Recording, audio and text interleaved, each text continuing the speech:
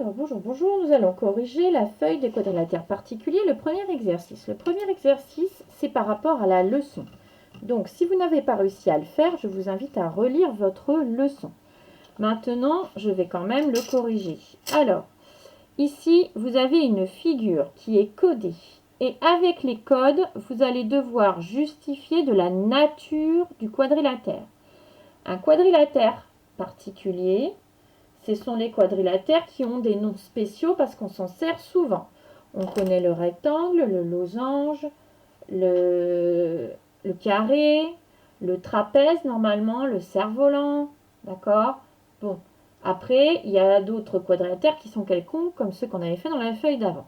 Bon, maintenant, on est en sixième, grâce au codage et aux propriétés et aux définitions qu'on doit apprendre par cœur, on doit être capable de justifier d'une figure, de sa nature, c'est-à-dire est-ce que c'est un rectangle, un carré, un losange, un trapèze, vous n'en avez pas encore besoin, un cerf-volant, pas encore besoin, mais est-ce que c'est un carré, un rectangle ou un losange, à partir de sa définition ou des propriétés et du codage de la figure, sans mesurer avec une règle, ni vérifier avec une équerre, puisque nous avons un codage qui remplace.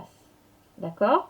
Ce qui va à partir de maintenant, on va vous demander, quand vous serez grand, de faire des démonstrations. Les démonstrations, il faut connaître les propriétés et les hypothèses, les conclusions et les définitions. Ici, c'est juste basé sur la définition puisque la figure est codée. D'accord? C'est pour ça qu'on vous dit observe l'équipe figure, puis indique la nature des quadrilatères en justifiant tes réponses.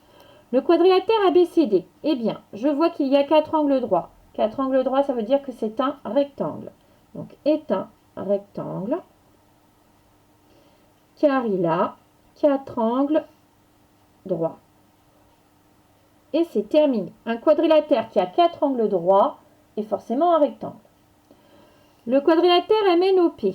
MNOP, je vois le petit symbole là qui veut dire que le côté MN est égal au côté NO, qui est égal au côté OP, qui est égal au côté PM. Donc il a les 4 côtés de même longueur, de même mesure. La distance MN égale à la distance NO égale à la distance OP égale à la distance PM. Donc le quadrilatère MNOP, c'est un losange. Est un losange car il a 4 côtés de même longueur. C'est codé sur la figure. Okay. Pour l'instant, vous demandez à partir de la figure. On ne va pas demander de démontrer quoi que ce soit. Ici, celui-là, je vois 4 angles droits et 4 côtés de même longueur. C'est donc un carré. C'est pas parce qu'il est dans cette position que c'est pas un carré. Moi, je peux tourner ma feuille. C'est quand même un carré. D'accord? Donc, on s'en fiche de la position. C'est quand même un carré. C'est pas un losange. On soit bien d'accord. Donc, EFGH, c'est un carré parce qu'il a 4 angles droits et 4 côtés de même longueur. Ça peut pas être un losange. Parce qu'un losange, il n'a pas les angles droits. Enfin, en fait, un carré, c'est mieux qu'un losange. C'est un losange avec des angles droits. D'accord? Donc, si vous avez mis losange, on ne peut pas compter juste parce que vous n'avez pas vu que c'était mieux qu'un losange, que c'était un carré.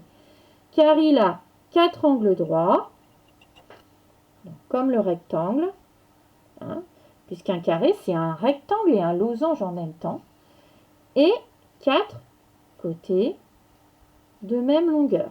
Donc, ce quadrilatère-là, on lui a donné un nom spécial parce qu'on s'en sert très souvent. Et donc, quand il y a 4 angles droits et 4 côtés de même longueur, on doit dire que c'est un carré. On ne peut pas dire autre chose. Ok?